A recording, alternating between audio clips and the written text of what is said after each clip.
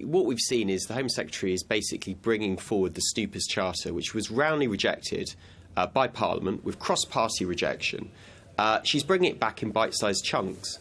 And what we've seen in recent weeks is new evidence that lawyers have been spied on, breaking a 300-year principle that lawyers should be able to speak to their clients in private. We've seen evidence that MPs have been spied on by the police and the intelligence agencies.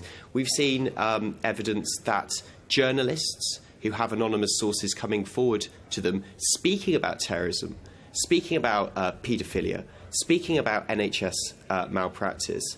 Journalists have had their sources hacked by the police and the intelligence agencies. And we've learnt basically nothing since Edward Snowden blew the whistle on these mass surveillance programmes. What should have happened a year ago is after Edward Snowden revealed the scale of state surveillance, we should have had a proper debate about this. We should have a proper debate with the amount of time needed so that we can have the proposals that keep us safer, but we can also have proposals that actually protect our civil liberties. Mike, just so we get a sense for our viewers as to where you stand on this in terms of positioning. Mike, you feel that Snowden was a good thing, yes? Yes, absolutely. Okay. Professor, you don't share that view, do you? Not at all. Snowden did us huge damage in this country, and it's not just people like me on the outside who are observing this.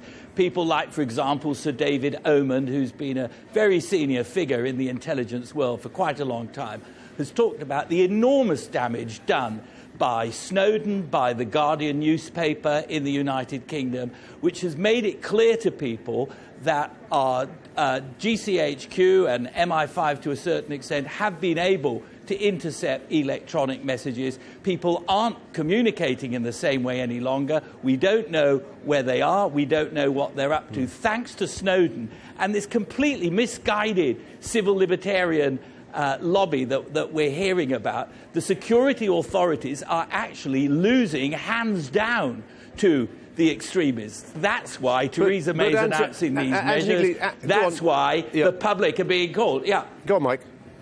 It's just absolutely not true. The intelligence agencies haven't been able to point to a single case where the Snowden revelations have actually damaged our national security. Not a single case. When the US Senate looked at this, they whittled down. They looked. No, you don't have any evidence for that, Anthony. You're not telling people the truth. Can I finish? You're not telling. Okay. You're not telling people the truth. Well, you can, but tell the truth.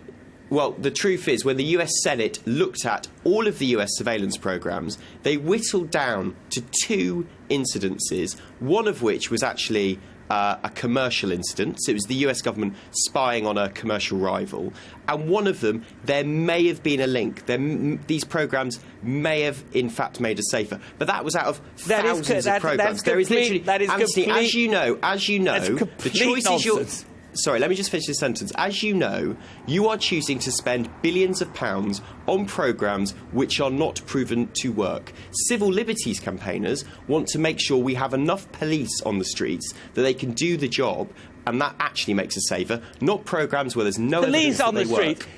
Look, I'm afraid to say you understand very little about what is going on here. You talk about mass surveillance. It's not mass surveillance. It is not mass surveillance. It is about the collection. It is about the collection of electronically stored data that internet service providers need to make available to the authorities. 90% of criminal cases these days are resolved by using this data. Since Snowden, since The Guardian, since people like you calling this a Snoopers Charter, which is completely ridiculous. In one sense, you know, what are the police? What are the intelligence agencies but snoopers? You denigrate the work of people who try to keep us safe. You deny them the tools they need to keep us safe, and you have the effrontery to say they're not doing any good.